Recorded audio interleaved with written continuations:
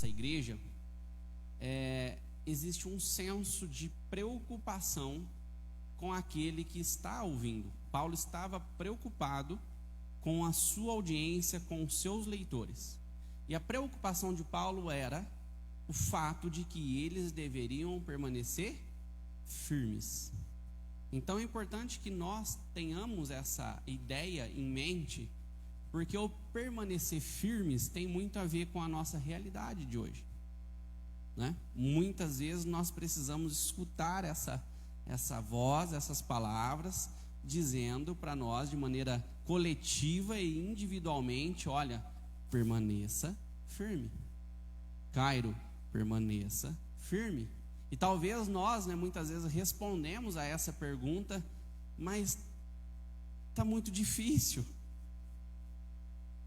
Como eu vou permanecer firme? Os desafios são muitos. Como eu irei permanecer firme, sendo que os problemas são muitos? Então, frente a um contexto de dificuldade, Paulo percebe a necessidade desses irmãos, instruindo-os em uma vida prática. Paulo diz: permaneçam firmes. Amém? Vamos pegar o gancho aí, olha aí o verso 10, uma palavra final: sejam fortes no Senhor e em seu grande poder. Paulo, ele escancara, deixa claro que para permanecermos firmes em todos os dias, especialmente nos dias maus, nós devemos ser fortes em quem, irmãos? No Senhor e em seu grande poder. A nossa referência de cuidado, de esconderijo, e é o que nós vamos falar aqui, de escudo, de proteção, é estarmos em Deus e em seu grande poder. Amém? Estão comigo?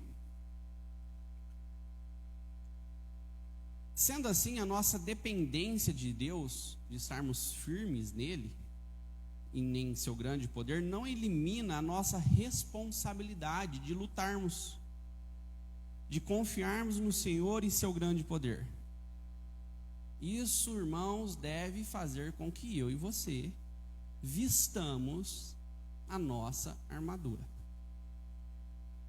Amém? Termos Deus como referência, termos o poder de Deus como referência, não nos tira a responsabilidade de vestirmos a armadura e fazermos aquilo que compete a nós, aquilo que é nossa responsabilidade. Então, permanecer firme em Deus, irmãos, tem essa parte soberana de que Deus está sustentando a cada um de nós com o seu poder, e tem uma parte mais visível, que é a parte que eu e você estamos vestindo-nos com a armadura de Deus, estamos lutando.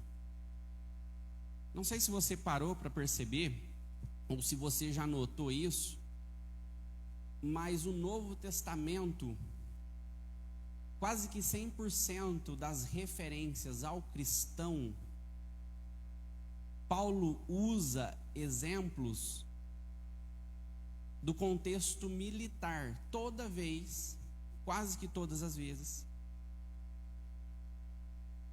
que o apóstolo ou os escritores do Novo Testamento vão se referir a um cristão, eles usam um exemplo do contexto militar.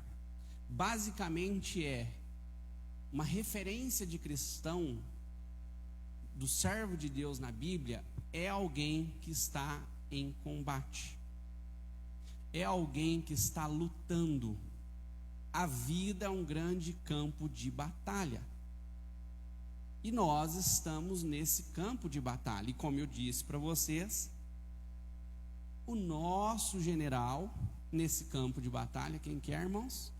É Cristo. Tenho certeza que você passou uma boa parte da sua vida cantando, O nosso general é Cristo. Eu não vou me arriscar aqui a cantar, porque não vai ser legal. Mas quantas e quantas vezes você, com muita empolgação, você cantou: o nosso general é Cristo. Seguimos os seus passos, não é assim? Quantas e quantas vezes, e isso, irmãos, talvez passou para você desapercebido, mas eu e você, aqueles que servem a Deus, que são agora nascidos de novo, caminham com Cristo, estão caminhando em campo de batalha. E Deus, sabendo disso, a partir da sua santa palavra, Ele olha dentro dos seus olhos e diz: permaneça firme. Permaneça firme. É uma ênfase do Paulo. Olha aí, ó. Vistam toda a armadura de Deus, para que vocês possam, que, irmãos? Permanecer firmes contra as estratégias do diabo. E Paulo aqui sabe, né, o termo que ele usa aí, estratégias do diabo. Paulo se refere a um lado inteligente do inimigo das nossas almas, das nossas vidas, e como ele lida com a gente de maneira estratégica, com muita astúcia. E Paulo fala: permaneçam firmes. Olha lá o verso 13, novamente. Portanto, vistam toda a armadura de novo, para que vocês possam, que, irmãos? Resistir ao inimigo no tempo do mal. Deu para notar, e essa é a intenção, que o Paulo está dando ênfase no fato de que nós devemos permanecer firmes. Ele está dizendo: permaneçam firmes no dia mau, permaneçam firmes contra o diabo. Paulo sabia, irmãos, do que estava dizendo. Ele estava pastoreando essa igreja, e ele estava, não sei se vocês lembram, com algemas em seu braço, preso a um soldado romano, quando ele escreveu essa carta. Paulo havia passado por muitos e muitos desafios. Então, o estar e o permanecer firme para o Paulo, irmãos, tinha muito sentido. Ele sabia o porquê ele estava colocando essas palavras: permaneçam firmes, estejam firmes. Paulo sabia dos desafios que essa igreja iria enfrentar. E hoje, irmãos, essa palavra ela ressoa na nossa realidade. Quantas e quantas pessoas, ou falando de nós, diante dos nossos desafios, diante das demandas que sobrevêm até nós temos aí vacilado. Quantas e quantas pessoas que você conhece que se distanciaram porque não permaneceram firmes. E muitas vezes o não permanecer firme, irmãos, vem uma avalanche sobre nós. E se a gente não estiver ali, com a couraça da justiça, com o cinto da verdade, com essa armadura que Deus nos ensina a termos, nós estamos suscetíveis a morrermos em campo de batalha. Amém? Basicamente, o que Paulo está dizendo, para colocarmos aqui numa realidade mais próxima de nós, eu disse isso alguma vez, eu vou repetir para dar ênfase, aos homens aqui, né, que se alistaram ao exército brasileiro,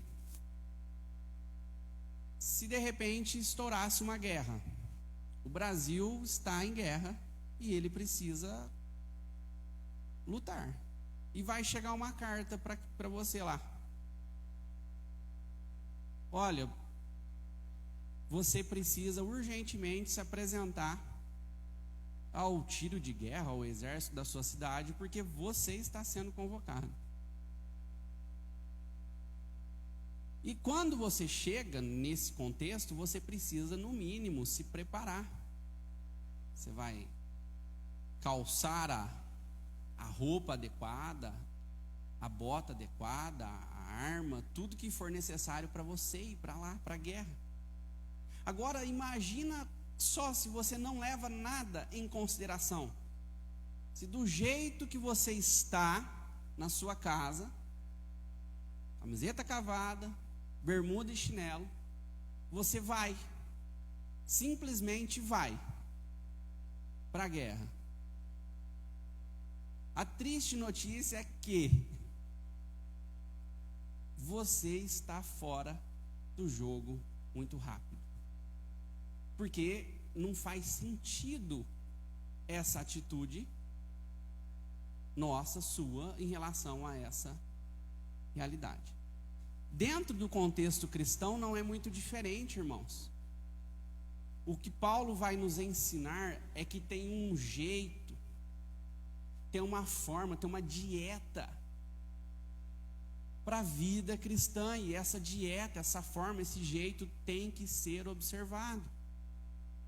Nós temos que compreender a maneira como Deus nos ensina a lidar com tais situações e a colocarmos em prática para continuarmos caminhando. Amém? Estão comigo? Com essa armadura nós devemos ficar em pé, vigiar e nunca relaxar a nossa vigilância, pois o tempo em que os santos dormem é o tempo que Satanás vai tentar. Qualquer mosca ousa se aventurar e andar sobre um leão dormindo. Então nós já estudamos, irmãos. Olha aí, segue comigo, por favor. Verso 14. Assim mantenham sua posição, colocando o cinto da verdade. Esse é o primeiro elemento, né, que Paulo está ensinando à igreja. O segundo elemento é sobre a couraça da justiça. E o terceiro elemento, que é o que nós iremos estudar agora,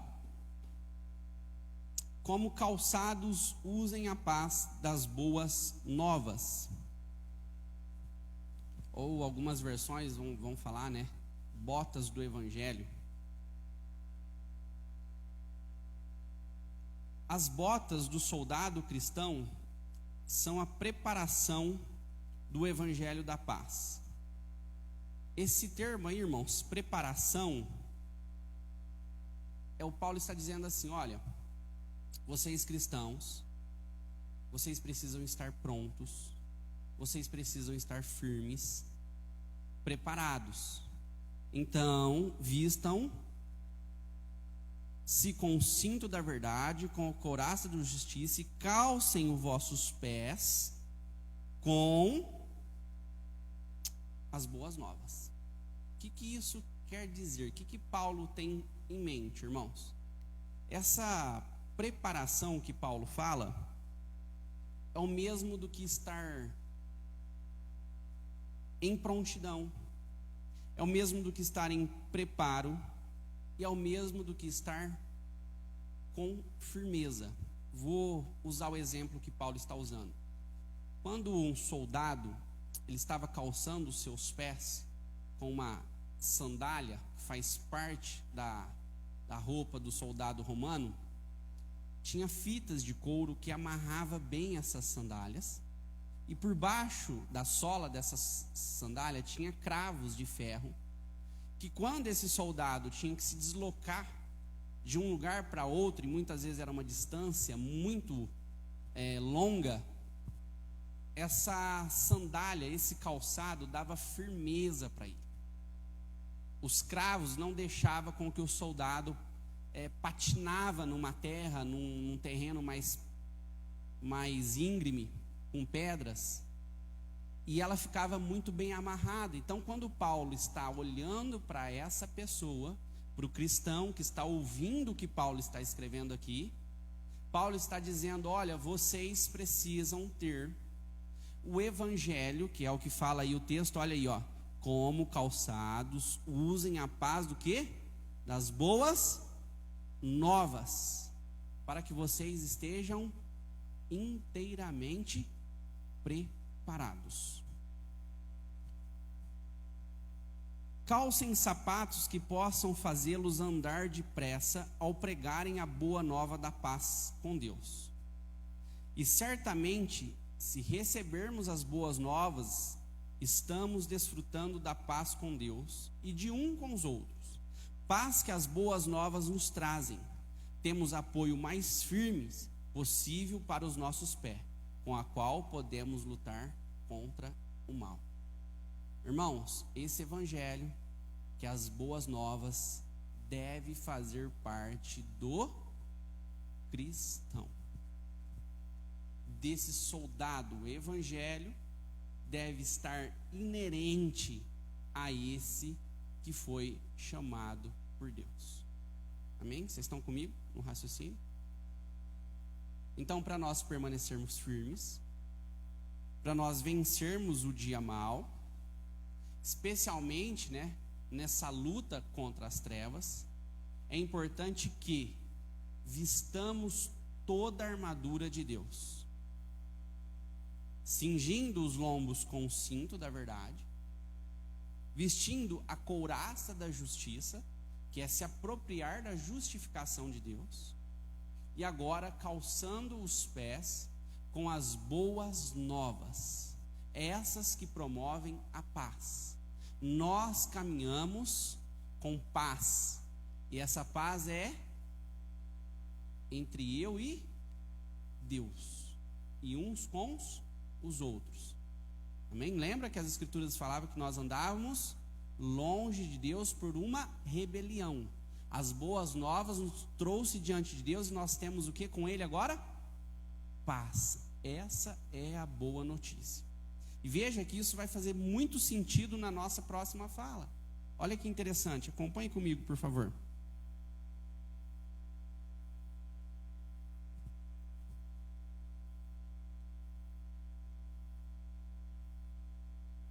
De qualquer maneira, preste atenção nisso, o diabo, ele odeia o evangelho, por ser o poder de Deus para salvar as pessoas da sua tirania satânica, salvando tanto nós que recebemos esse evangelho, essa boa nova, quanto aqueles que o participamos. Por isso precisamos conservar atada as nossas botas do evangelho.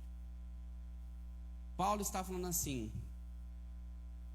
se tem algo que esse inimigo, que diz o texto que age de maneira estratégica, se tem algo que ele quer fazer a partir dos seus métodos satânicos, é destruir a sua paz. Lembra que eu disse que é paz com Deus? É dizer para você que você não está bem com Deus. Irmãos, esse é um desafio grande para a igreja do século 21. Pessoas que estão dentro da igreja estão atormentadas porque se sente em guerra com Deus. Não estão em paz com Deus. E isso é fruto do diabo. Está vendo? Você pecou de novo. Está vendo? Você não está firme. Como que você vai na igreja desse jeito? Como que você vai orar desse jeito? Como que você vai caminhar a sua vida cristã dessa forma? E as pessoas que recebem esse confronto nessa batalha é onde fraquejam, irmão. Ao invés de irem para a igreja, o que elas fazem? Deixam de ir na igreja. Ao invés de orar, elas deixam de orar. Ao invés de ter comunhão, elas deixam de ter comunhão. E assim vai.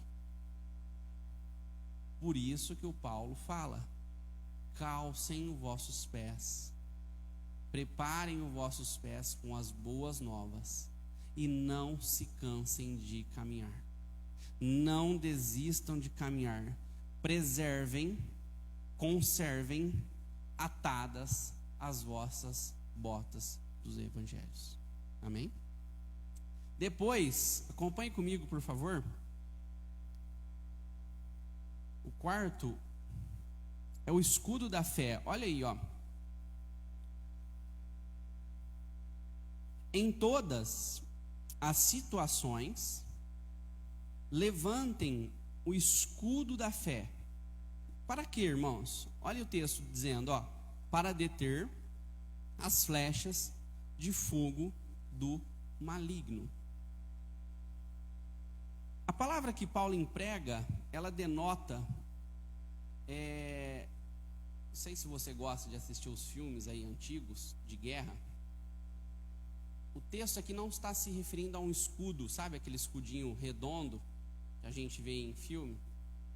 Mas a palavra grega aqui, ela se refere a um escudo retangular, de mais ou menos 75 centímetros de largura por 1,20 metro de altura. Um escudo que o soldado conseguia se abaixar atrás dele e ficar 100% escondido. Esse escudo era feito com madeira, linho e uma estrutura de ferro, tá? Para dar força. E esse escudo, ele tinha um objetivo. Em guerra, o soldado conseguia se esconder atrás do escudo. Quando os inimigos mandavam as flechas para atingir esse exército, essas flechas eram bloqueadas em 100% por esse escudo que era capaz de esconder 100% o soldado. Então é isso que Paulo tem em mente quando ele está falando para essa igreja, para esses irmãos. Em todas as situações, levantem o escudo da fé. Para quê? Para que vocês possam deter as flechas de fogo do maligno. Olha que interessante. Quais são, pois, todos os dardos inflamados do maligno? E com que escudo os cristãos podem proteger-se? Você já parou para pensar nisso? Quais são esses dardos inflamados do maligno que Paulo está dizendo aqui, que pode chegar até você? E se esses dardos estão chegando até você, como você pode, como cristão, se defender, permanecer firme nessa situação? Esse texto vai nos ajudar.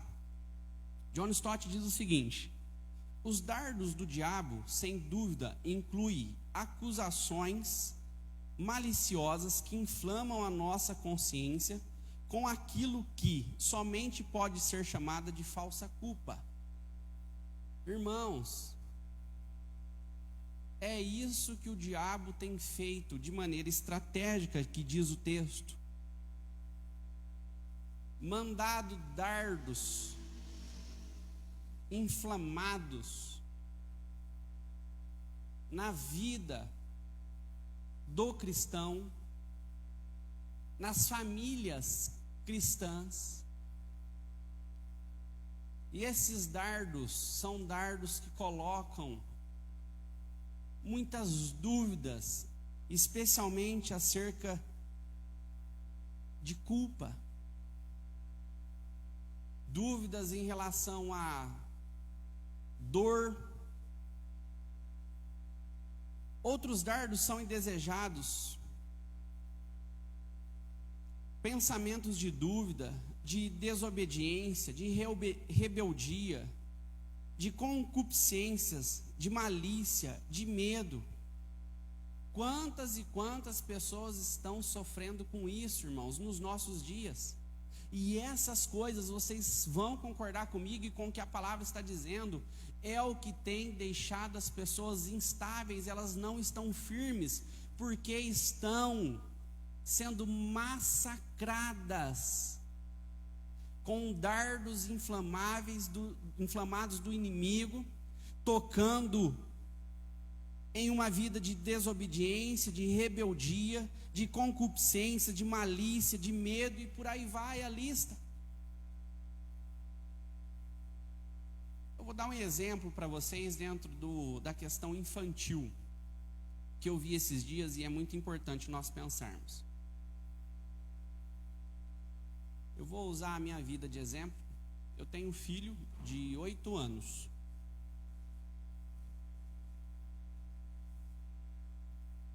Se a igreja está funcionando normal, e ele participa da escola bíblica dominical, com as professoras aqui da igreja, ele vai ter aproximadamente 40 minutos de instrução bíblica por semana. Então, se nós temos 4 domingos no mês, por exemplo, nós temos aí quase que 4 horas de instrução bíblica por mês, correto? É isso? Se você somar isso ao ano, né? 10 meses com 4 horas daria 40 horas, né? Mais 8 horas, 48 horas por ano, correto? É isso? Então, provavelmente, os nossos filhos, se tudo funcionando normal, em uma igreja, eles recebem aproximadamente 48 horas de instrução bíblica. Amém? Estou falando da igreja, tá bom? Agora, o seu filho, assim como o meu, muito provavelmente ele vai para a escola na segunda-feira. E ele fica na escola aproximadamente 5 horas por dia, correto? Não é isso? Das 7 às 11, ao meio-dia mais ou menos. Vamos pensar que seja 5 horas. Então, se ele estuda 5 dias por semana, 5 vezes 5, 25 horas por semana, correto? No mês, aproximadamente 100 horas, que já foi muito mais do que as 48 horas de ensino bíblico, correto? Estão comigo? Se você multiplicar essas 100 horas por mês vezes 10, daria 1.000 horas, 1.200 horas no ano. Vocês estão conseguindo me acompanhar? Eu sou de divinas, gente, eu não sou de exatas, tá? Então, se eu falhar nas contas aí, tem de humanas, de exatas, e eu sou de divinas. Então, se eu me perder aí um pouquinho. Então, nós temos 1.200 horas de instrução escolar contra 48 horas no ano de instrução bíblica.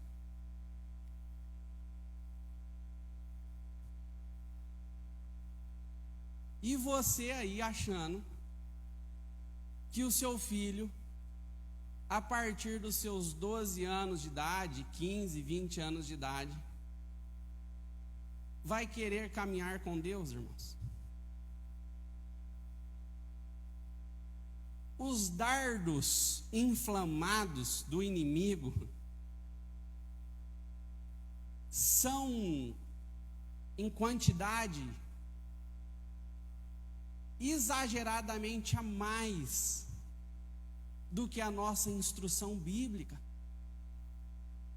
Você que é mãe, você que é pai, se você não tiver a postura de fora da igreja instruir o seu filho na palavra, em como é caminhar com Deus, em todas as horas que você tiver oportunidade, o que ele aprende em 40 minutos, que é muito bom, eu só quero dizer para você que ainda é muito pouco, perto da enxurrada de instrução que tem fora da igreja. Não estou dizendo que essa instrução fora da igreja escolar é uma instrução ruim.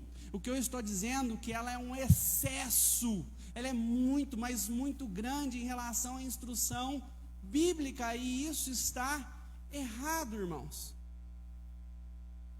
Vocês estão comigo no raciocínio?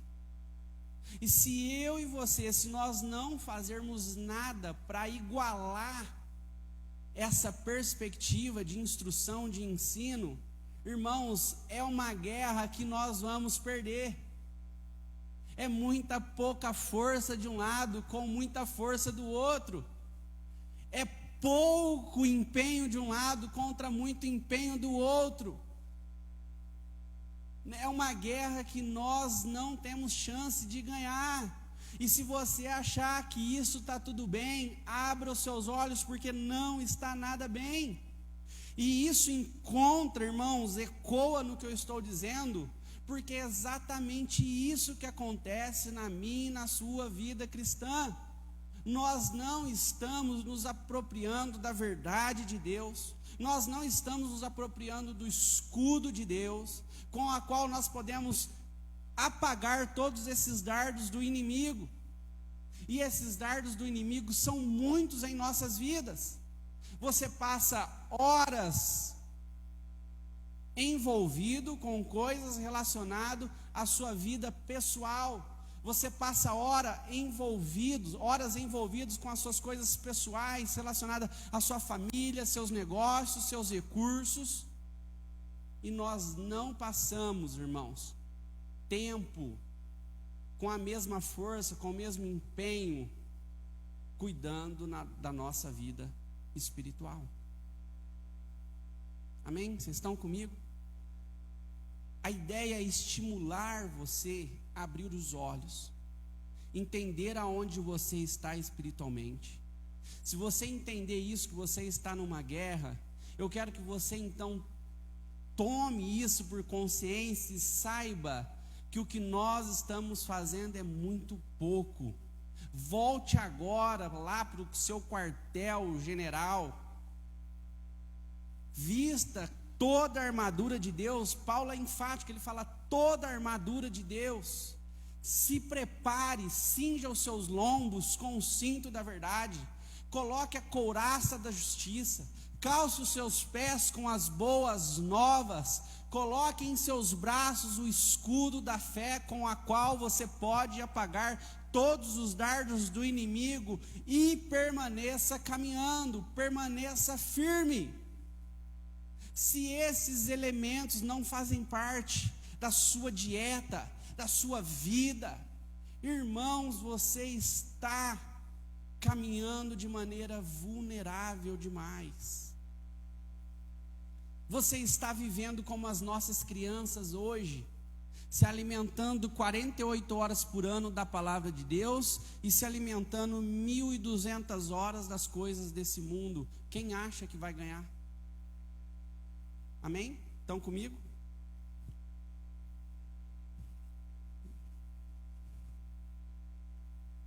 Só que nós temos, irmãos, um escudo que nós podemos utilizar para vencer essa guerra. E é o escudo da fé, diz a Escritura. E o próprio Deus é o escudo para que os que nele confiam. É pela fé que fugimos para ele procurando refúgio. A fé, pois, toma posse das promessas de Deus em tempos de dúvidas e de depressão. E a fé toma posse do poder de Deus em tempos de tentação. Ou seja, irmãos, com o escudo da fé, diante desse contexto que eu disse no início, de problemas, de desafios, irmãos, escudo da fé, a fé é uma direção em Deus, se esconda nele, ele é o seu escudo. Cairo, então, para permanecer firme, o que eu devo fazer? Se esconder em Deus. Se achegar a Deus e falar: Deus, me ajuda. E Deus vai lhe proteger, Deus vai lhe esconder. E Deus é poderoso, irmãos, para apagar todos os dardos inflamáveis do inimigo. Amém? E ele segue dizendo: vistam, usem a salvação como capacete, que é o quinto elemento. É a peça da armadura que aparece em seguida na lista. O capacete era feito de um metal muito resistente, ou de bronze, ou de ferro, que também era parte, fundamental da armadura de um soldado romano.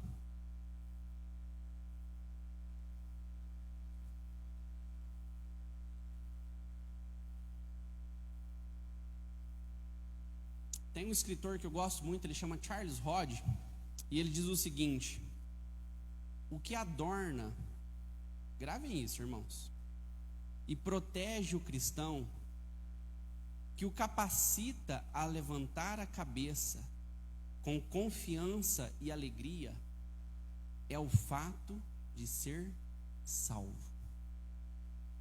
Repetindo, o que adorna e protege o cristão, que o capacita a levantar a cabeça com confiança e alegria, é o fato de ser salvo.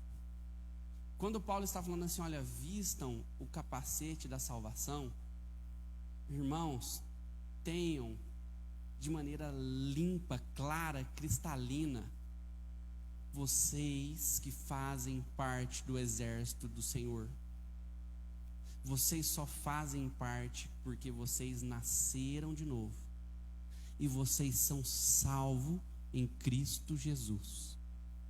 E se vocês são salvos em Cristo Jesus, não caminhem com a cabeça baixa de alguém que perdeu a guerra. Levante a cabeça em alegria, porque nós já estamos em Cristo para sempre. Amém?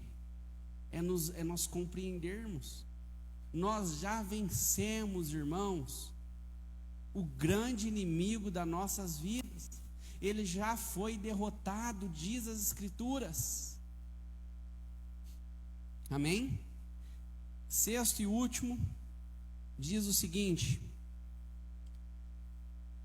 e empunhem a espada do Espírito, que é a palavra de Deus. Martin Lloyd Jones, estudando esse texto, ele diz o seguinte, que nós não só devemos possuir a verdade, mas a verdade de Deus deve nos possuir.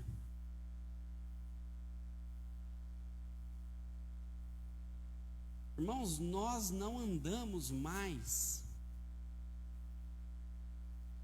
a partir das nossas opiniões,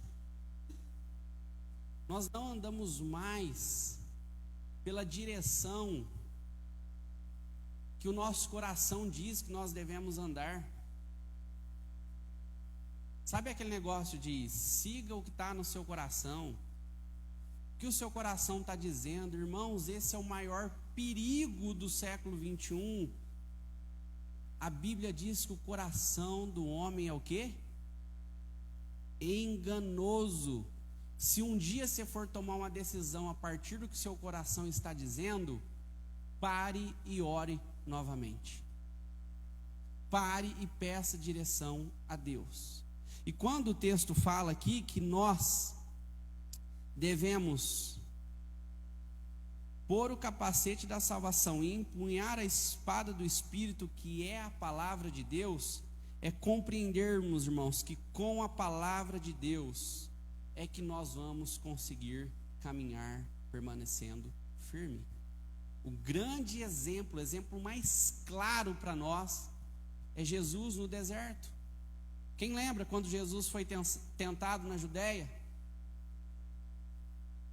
O diabo chegou diante de Jesus lá em jejum durante 40 dias.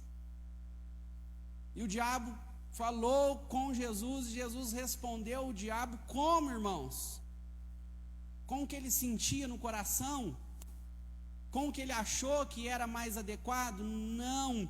Todas as respostas de Jesus em relação à fala do diabo foram respostas o quê? Baseada nas Escrituras no Antigo Testamento. Olha essas pedras. Posso transformá-las todas em pão, se o Senhor quiser. Está escrito. Todas as respostas de Jesus apareceu na frente. Está escrito: nem só de pão vive um homem. Mas pode pular desse precipício que os anjos vêm para te pegar. Está escrito: não tentará o Senhor, o seu Deus. Irmãos, a palavra de Deus na nossa vida, nessa jornada de batalha, de guerra que nós estamos inseridos, eu acredito que vocês estão, Se alguém aqui não estiver num contexto de pressão, de luta, me conta o segredo, porque, né, Jane, a guerra é grande, a luta é intensa, e nós precisamos, irmãos, olhar para essas coisas de maneira bíblica.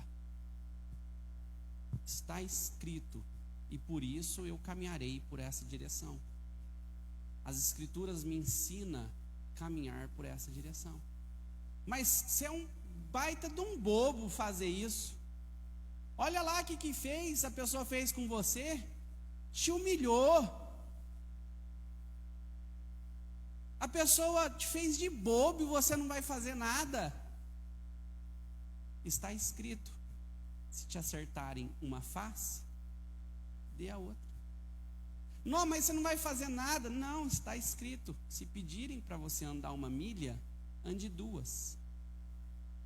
Sabe, irmãos, nós precisamos não mais andar por vista, como diz as Escrituras, mas nós devemos andar pela palavra de Deus. Eu sei que isso, irmãos, é um grande desafio, e por isso que Paulo sabiamente instrui a sua igreja, dizendo, a partir de um contexto de guerra. Paulo poderia usar muitas outras metáforas para ilustrar isso, mas ele usa a metáfora de um contexto de guerra. Amém? Eu concluo dizendo para vocês o seguinte: vocês que estão caminhando com Deus diante das lutas, primeiro, permaneçam firmes. Segundo, permaneçam firmes. Essa foi a ênfase do Paulo. Terceiro, vistam-se de Deus. Lembra que eu comecei lendo para vocês? Nós precisamos permanecer firmes em quem, irmãos? Em Deus e em seu grande poder. Irmãos, façam isso.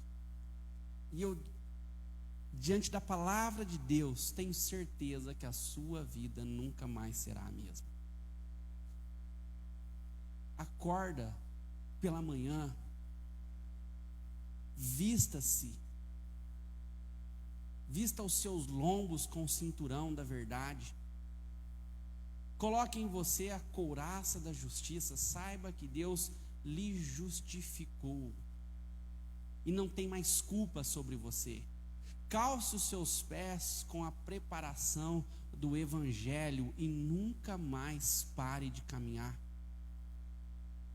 Coloque em seus braços o escudo com a qual você pode apagar todos os dados inflamáveis do inimigo. Se esconda em Deus, irmãos, quando você não tiver forças mais para lutar, você não tiver mais forças para dar um passo a mais, se esconda pela fé em Deus.